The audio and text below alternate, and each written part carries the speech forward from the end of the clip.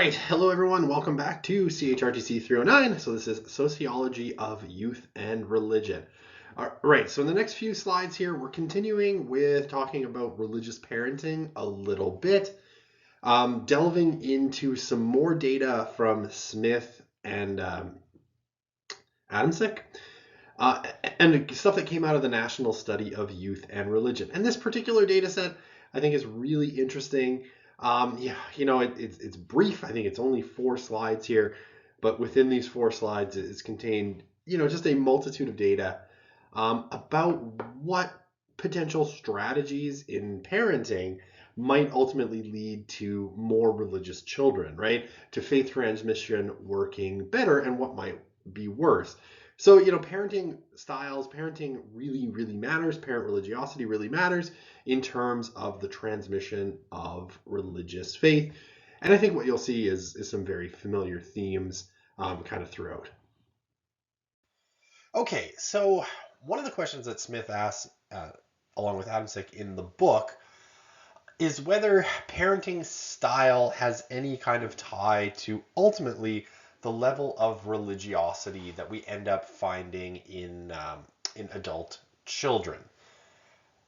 I mean, previous studies like the one that's on the slide here, right, Families and Faith by Vern Bengston, have suggested very strongly that parenting style plays a particularly strong role in how likely it is that faith is going to be passed down from generation to generation, right, based on parenting style.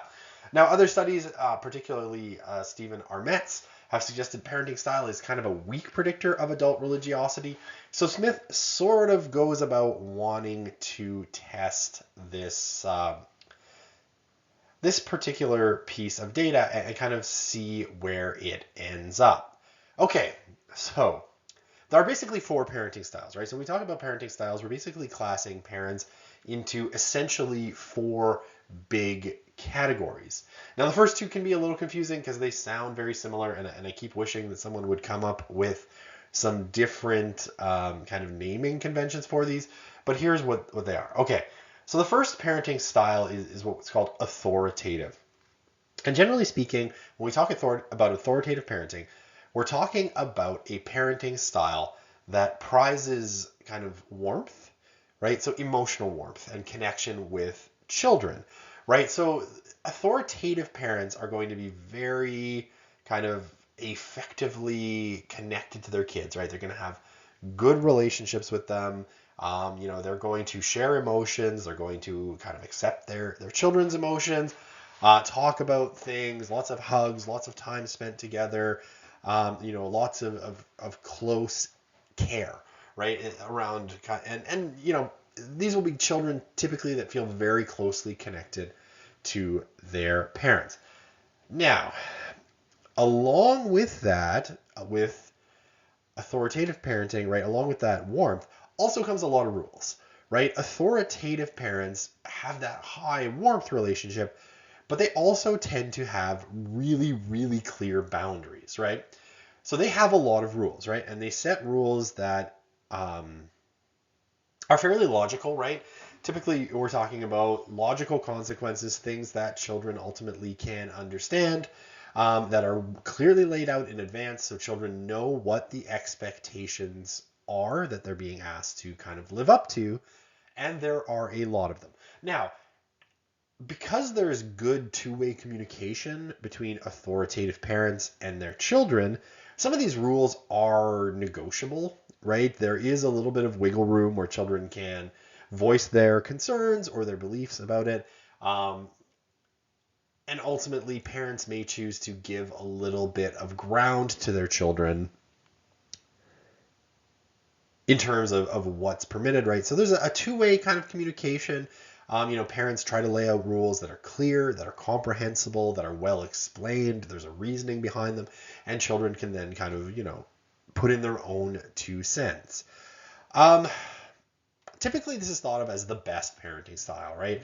And again, not to, you don't want to say that in a sort of pejorative way, like everybody else is worse.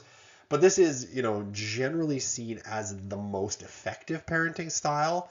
the one that produces the most socially well-adjusted children, the one that tends to lead to good parent-child relationships, both in kind of childhood, adolescence, and once children are adults. This kind of parenting style does tend to produce really consistently good results that everybody kind of feels good about. Okay, authoritarian parenting, right? So the name is everything. Authoritarian parenting, it's like an authoritarian dictator in a sense. You can class this as sort of low warmth and high control, right? So authoritative was high warmth, high control. Authoritarian is low warmth, high control, right? So in authoritarian parenting, there are also a lot of rules, right? There are a lot of rules that people have to follow. And they are laid out, but often not very well explained, and there's very little room for children to negotiate within an authoritarian parenting kind of framework. So what does this look like, right? This is a lot of rules, not a lot of emotional care given, right? Not a lot of two-way communication, right? This is maybe a little bit more of a stoic parenting style, one that where parents don't share their feelings, don't communicate well, where children don't have a voice in family decisions. There are rules, and those rules are laid down and they are set in stone. And often they may not even be explained, and so children may not understand why the rules are in place at all. Just that there are rules. Now, the punishment for these rules often will tend to be harsh, and kind of arbitrary. That's the other kind of aspect of authoritarian parenting, right? They are much more likely to be really, really hard on their kids if their kids transgress the rules. Okay, third parenting style is indulgent, sometimes referred to as indulgent permissive.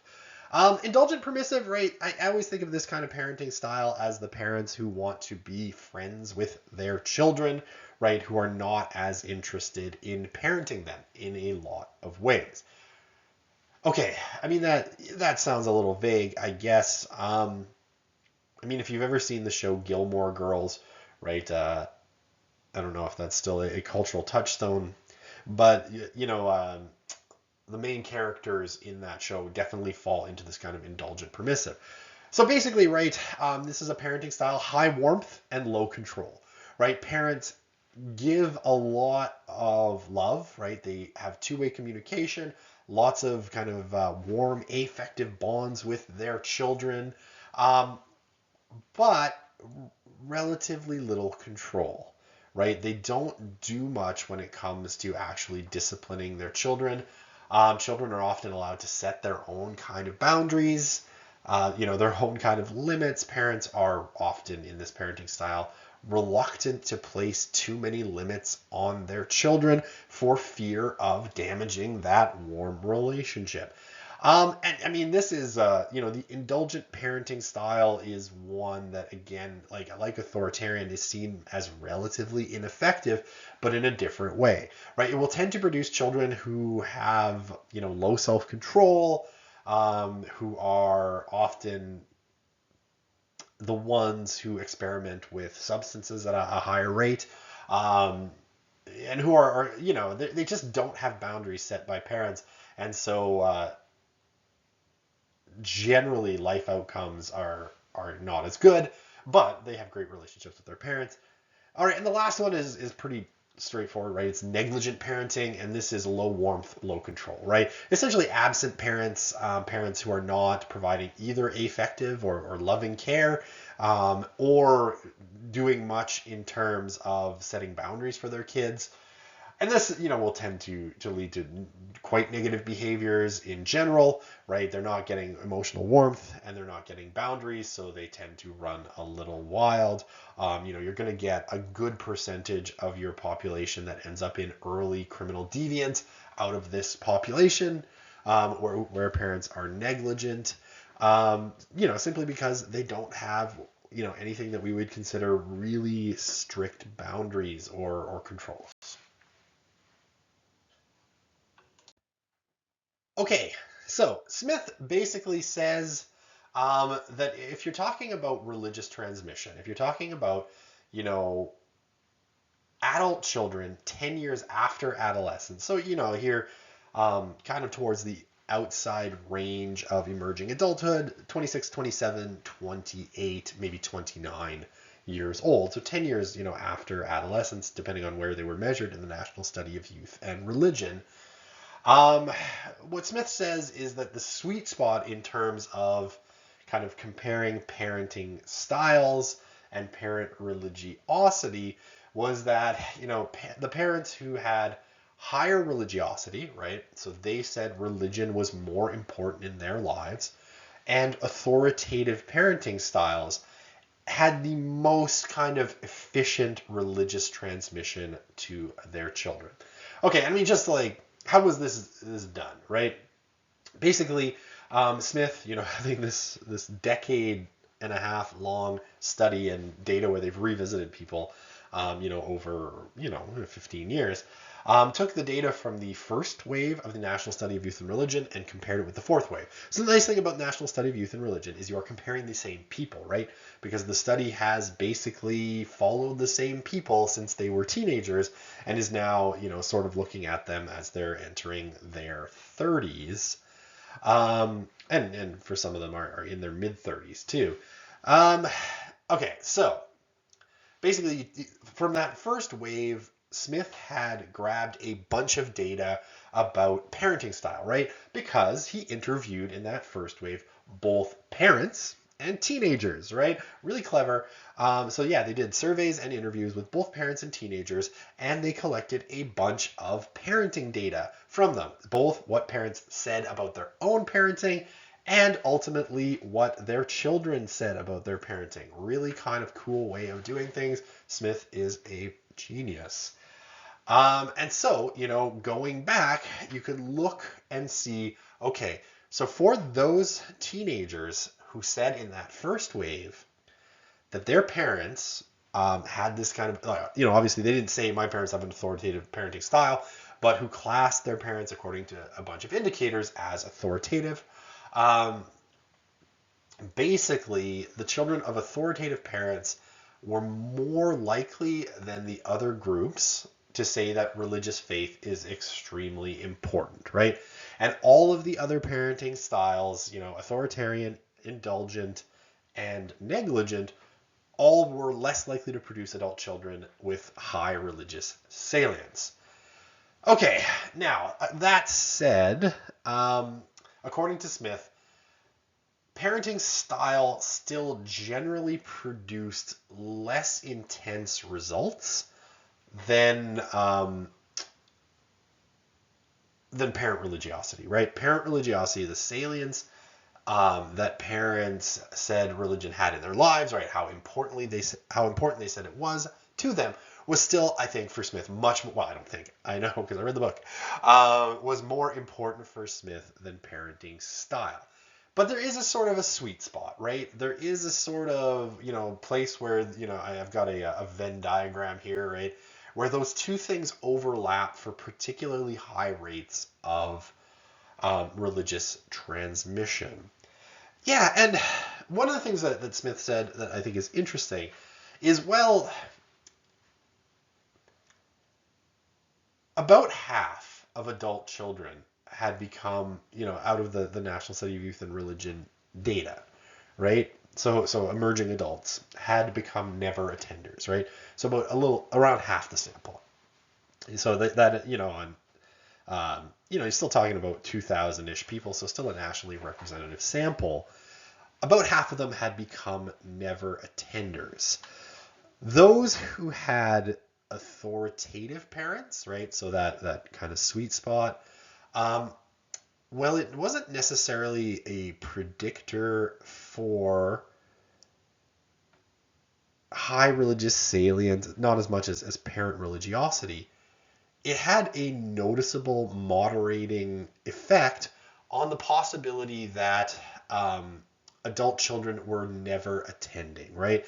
So those that had, like, if you looked at the four parenting styles, those that had authoritative parents were the least likely by about 5%, right? So somewhere in the kind of mid 40s.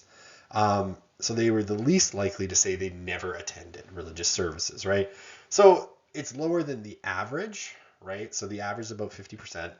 It's somewhere around 43 to 45% of those with authoritative parents that say they never attend. So it's lower, and considerably lower than, some of the other parenting styles, negligent and indulgent in particular.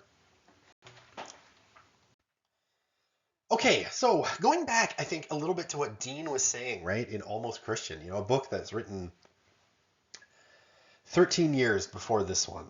So, and really that came out of the first wave of national study of youth and religion data. So after 4 waves, I think it's interesting how consistent the results have been with sort of the prediction that Dean made, right? And why I opened this section on parenting, talking about this kind of, metaphor that she takes from Walter Brueggemann, about these behind the wall conversations. Okay, so what do we know? Okay, the importance of parents talking with children about religious matters in the teenage years, right? Okay, so parents talking regularly with children about religious matters is even more strongly associated than parents' importance of faith or more religious service attendance with adult children being religious 10 years on, right? So we talk about statistics, right? A 1 standard deviation increase in parents talking with their teenage children about religion increased the odds of those children having the highest levels of religious importance 10 years later by 66%. Holy moly. Sorry. When you talk obviously about sociological effects, a 66% greater chance is massive, right? Okay, so again, I've got my kid crouching behind the wall because I couldn't find a better image than that for behind the wall. But this is kind of what Dean was talking about, right? That having these kinds of conversations about faith and this sort of bilingualism approach to religion seems to be, I don't want to say it's the thing, because that's not right. But it is certainly a thing that produces really strong effects when it comes to the transmission of religious faith from one generation to another, right? It's it's practicing the language of faith, having conversations. And I mean, I think Smith admits it doesn't have to be perfect, right? This doesn't have to be, your parent is a theologian or has a degree, a divinity degree from somewhere. But it's just regular conversations. It's that practice with the vocabulary. And obviously, right, it speaks to if your parents are talking to you about faith all the time or frequently, that it's important to them, right? And so it becomes more important to kids in some ways, right? In that way that people want to have good relationships with their parents.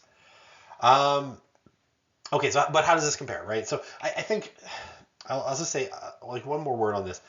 I think that speaks really, really powerfully to what Dean was saying, and I want to repeat this one more time, that, parents matter most, and that because religious socialization is socialization, right? It comes from parents, and that primary source of socialization in the family is going to be the most powerful influence on children at the end of the day. This developing of religious language within the home is the most important factor in the transmission from generation to generation. Now, as with anything, there are no guarantees, right? People could talk about religion in the home all day long, and children end up, not believing. That's, the way of things, just how it goes. But it does speak to, and I think also, when we talked about the kind of general sort of cultural scripts or cultural models and how passive and osmotic they are, right, in terms of thinking about how religious faith is transmitted, that's probably not that effective, right? that cultural model that says just model faith and children will follow along is less effective than talking about it and kind of being active in discussing it. And so, how should we say this? The cultural kind of scripts are wrong. They will lead to ineffective transmission of religious faith. I guess that's my only kind of takeaway on that one. Okay, how does this compare to other kinds of ways of doing things, right? One standard deviation increase in religious importance was, less than half as effective, 29% increase as compared to 66 in terms of producing, adult children who said religion was very important. More frequent service attendance, right? So, moving up in terms of how often you attend religious services, produced only a 24% increase. So relatively small in comparison. Okay, so just a kind of last slide in this section.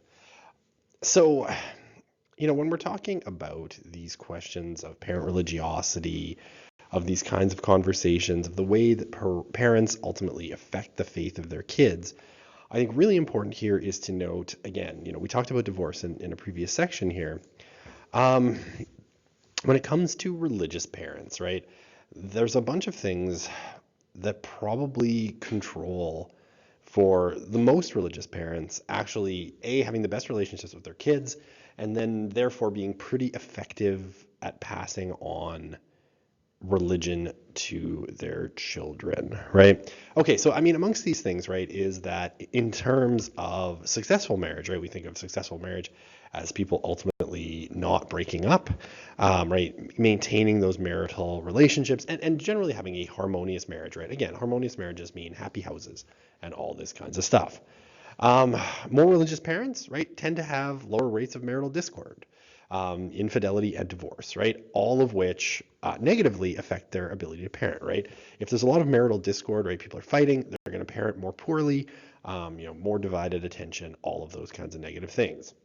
Infidelity, obviously, right? If one person is cheating on the other, this at the end of the day makes them ultimately less effective parents, right? This is the distraction of the infidelity and the marital discord that comes along with it is going to make things ultimately worse for people.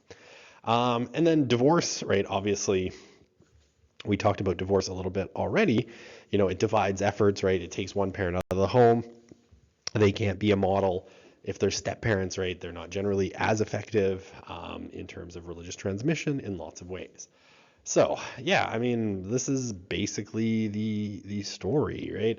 More religious parents, for probably religious reasons, right, are going to have lower rates of this, right? They're going to see marital discord as less attractive. They're more committed to their marriages because of ideologies, less likely to get divorced because there's strong prohibitions against divorce in a lot of major religions.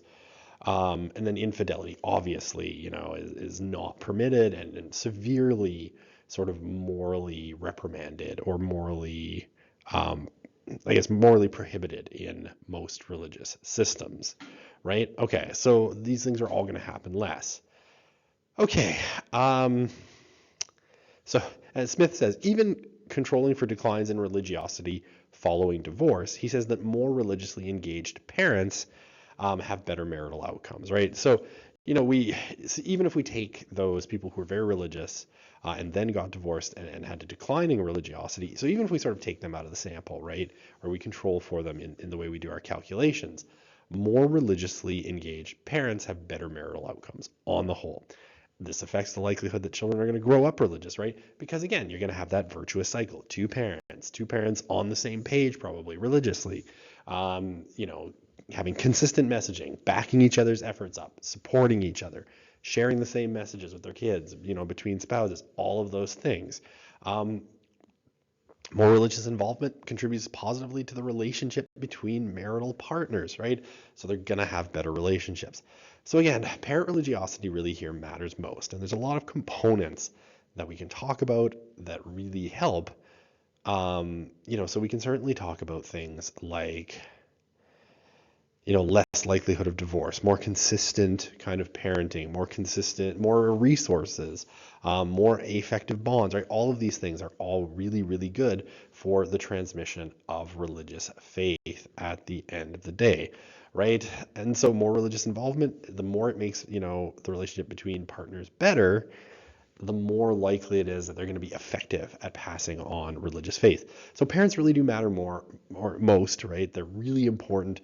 And again, those conversations that people have with their kids religiously, um, the behind the wall conversations, as Dean kind of talks about, are really, really important for if parents are going to succeed at the end of the day in passing on their religious faith to their children, right? And this is best supported in two-parent households where there's marital accord, right, where people are getting along. It's all, at the end of the day, this is the best circumstance that we can sort of get for religious transmission. And so, I mean, there's a sort of argument that gets made here that I think is interesting. And Brian Burge has made this argument that in a sense, religious congregations now, right, in a lot of cases, especially this is true in the US, look like a lot of middle class, married people, who've sort of, quote unquote, done all the right things. He sort of says maybe churches are not welcoming to people who aren't that, although others have made the argument that actually Ryan is getting the directionality wrong. It's like, being religious means you do all of the right things, which means you have a happier life and a happier marriage and better relationships with your kids and more likely your kids are religious and on, right? So the directionality, right? Burge is like, oh, churches, prefer people who've done all the right things, so that's the people who show up. Other people have said, no, you've got that directionality backwards. Doing all the right things in life, right? Getting married, getting a job, going to college, all of that, is things that religion preferences. So the most religious people are going to do those things. And that's why religious people look more successful on the whole than, say, people who, didn't complete high school, had children out of wedlock, committed crimes, all these things that are sort of negatively prescribed in religious circles. So religion makes you do the right things, and therefore you have good life outcomes, or the people who end up in religious congregations have good life outcomes, and that's why they end up being accepted by religious communities. I think it's probably the latter, right? That religion sort of leads to better life outcomes in general. I think this is widely backed up by the data, especially the data that we'll talk about later in the course on life outcomes, right? I think widely we can see that, the most religious are going to kind of have the best life outcomes, but one way or the other, this is, kind of how it goes.